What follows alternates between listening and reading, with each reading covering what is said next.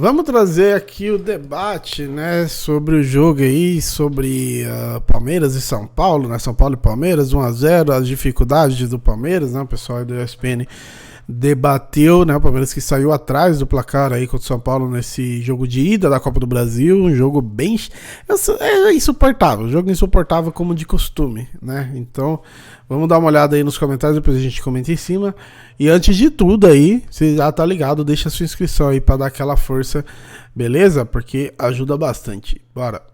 Começo do ano, ainda a época de Campeonato Paulista, que a gente sempre tenta posicionar os times em relação aos seus objetivos, né? E uma coisa que a gente falava do São Paulo, ainda na época do Rogério Ceni, o São Paulo não vai ter o melhor time individualmente, tecnicamente, do campeonato e vai ter que ganhar muitos jogos assim, na organização, na entrega, no ambiente. E o ambiente do Morumbi quase nunca tem faltado ao São Paulo, né? De novo, assim, conversando com gente que estava lá, sabe? Mesmo dava para ver na transmissão, assim, não era um jogo comum, né? Foi um ambiente que, assim, na hora que o torcedor precisou também dar aquele gás a mais para manter o time aceso no jogo, para continuar empurrando, ele nunca faltou. E pega escalação por escalação, mesmo o Palmeiras desfalcado, né? Não é que seja o São Paulo mais incrível que a gente já viu. Mas tinha mais desfalques que o Palmeiras. São Paulo tinha seus problemas também, então é um resultado notável.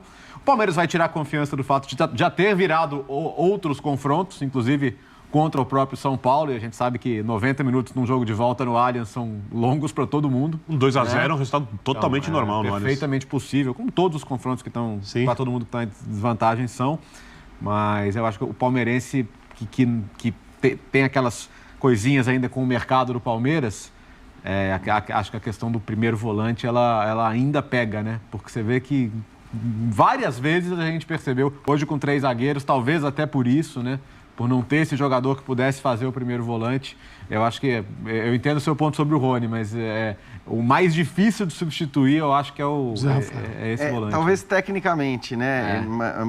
Porque você olha para o Endrick, mas é óbvio, assim, acho que o que está acontecendo primeiro a gente precisa fazer a ressalva. O São Paulo perdeu, já não tinha o Beraldo, que era um jogador que vinha jogando muito bem na defesa. O São Paulo perde o Caleri e o Luciano no segundo tempo do jogo e mesmo assim produz o suficiente para ganhar não só de um, mas para ganhar até de mais. Eu acho até que o resultado acabou ficando barato para o que foi o segundo tempo e para o que a gente sabe que costuma ser um jogo de volta no Allianz Parque, como o Léo falou. Então, pelo que produziu, o São Paulo poderia ir até numa situação mais confortável para o Allianz Parque. Mas está muito claro que, assim, o Palmeiras, isso a gente falava depois do jogo contra o Botafogo, depois do jogo contra o Bahia, assim, o Palmeiras tem um problema seríssimo que é a incapacidade de substituir os seus 11 titulares. O Palmeiras que foi no primeiro ano do Abel um time que você nem sabia quem que ia entrar em campo, você não sabia qual era a escalação titular, quem era titular. Depois virou o oposto disso. Depois virou o oposto, acho que a partir da final de Montevidéu contra o Flamengo você passa a ter um 11 ali indiscutível, a chegada do Arthur para ocupar aquele lugar, acho que foi perfeita, foi pontual, mas ele não está nessa competição, e hoje está muito claro assim.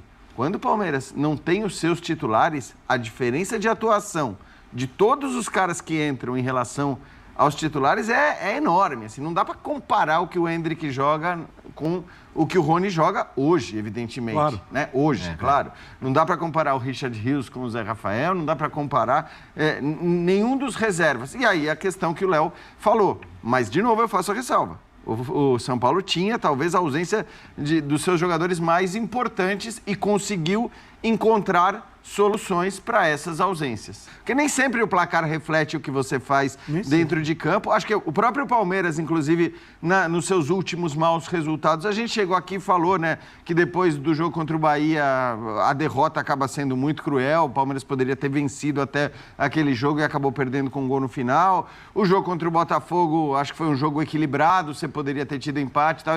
Hoje não. Hoje, acho que assim, hoje é um jogo em que o São Paulo foi superior, não digo do começo ao fim, mas como disse o Dorival, talvez dos 20 minutos do primeiro tempo até o final o São Paulo foi superior, fez valer o mando e isso é uma coisa curiosa também nesse confronto, né? Se a gente pegar a história recente, desde os novos estádios de Corinthians e de Palmeiras, a gente vai ver que entre Palmeiras e Corinthians, o fator mando de campo conta muito pouco, muito pouco. Não conta quase nada. O fator mando de campo em São Paulo e Palmeiras... É impressionante. É impressionante, é uma loucura, assim, o quanto o São Paulo vai melhor no Morumbi, o quanto o Palmeiras vai melhor no Allianz Parque. É um negócio que tem se refletido ano após ano. Nós vamos trazer agora números que podem também, eles possivelmente se tornarão conversa nessa reta final de linha de passe. Veja só, olha só, um pouco do panorama do jogo. Estamos falando do goleiro do Palmeiras. Sabe quem teve mais ações do que o goleiro do Palmeiras, entre os jogadores de linha do Palmeiras que estiveram no gramado hoje? Mike, Richard Rios e Gustavo Gomes. Todos os da coluna da direita tiveram menos ações do que o Everton, goleiro do Palmeiras. Né? É a prova de que o São Paulo conseguiu neutralizar. Houve o demérito do Palmeiras, houve o mérito do São Paulo. O Palmeiras não conseguiu fazer com que esses caras da coluna da direita, tão importantes, tivessem mais ações no jogo do que o goleiro do Palmeiras. Isso chama atenção, porque contra o Fluminense também, a gente mostrou aqui onde a bola ficou no primeiro tempo do jogo do São Paulo e Fluminense. Mostrou o jogo inteiro, mas no primeiro tempo. No primeiro tempo, a bola tinha ficado mais na pequena área do Fluminense, porque o São Paulo esmagou a saída de bola do Fluminense. E o Fluminense, mesmo com desfalques, tem uma saída de bola que, se não funcionar sempre, vai funcionar algumas vezes ou... Enfim, né, já começou a falar um pouquinho mais do São Paulo, mas esses números aqui realmente refletem bem, né, cara? E assim, igual ele falou, demérito do Palmeiras e mérito do São Paulo, mas passa muito pela falta de criatividade, né? Dudu e Veiga, pra mim, são os mais preocupantes. Talvez o Piquerez também, né? Ter menos ação que o Everton, o Murilo, por exemplo, é normal. O Gabriel Menino não também, mas o Luan é normal. O Henrique é normal, porque é centroavante, às vezes vai pegar menos na bola, normal. Até o Rony, por mais que esteja no momento melhor que o Henrique e que seja o titular, pega menos na bola também. Agora, você vê o Dudu e o Veiga ter menos ações que o Everton, aí realmente é muito preocupante, porque o time sempre depende muito dessa... Todo time depende da criatividade, né? Não adianta, né? Tudo bem que um ou outro aí ganha com chutão, ganha com cruzamento, mas hoje o Palmeiras depende muito da criatividade, né? Do Dudu, do Veiga, do Hendrick ali no terço final de campo. Por isso também eu queria ver mais o Luiz Guilherme, porque eu acho que ele, com mais... quando a bola chega nele, ele faz mais coisas, né? Raramente ele toca de lá, toca pra trás, ele tá sempre tentando criar alguma coisa, então ele meio que força essas ações também. Mas esses números realmente preocupam, e bem dito aí pelo Jean, pelo Léo aí, Palmeiras, quando tem mexe hoje no time, cai muito, né, cara, cai muito. A gente gosta do Richard Rios, já elogiei bastante ele aqui, mas né, nem é a posição dele ali jogar, acho que nem é de segundo volante, que ele é um pouquinho mais pra frente também. O Zé Rafael, que é o primeiro volante que a gente tem, nem é primeiro volante também.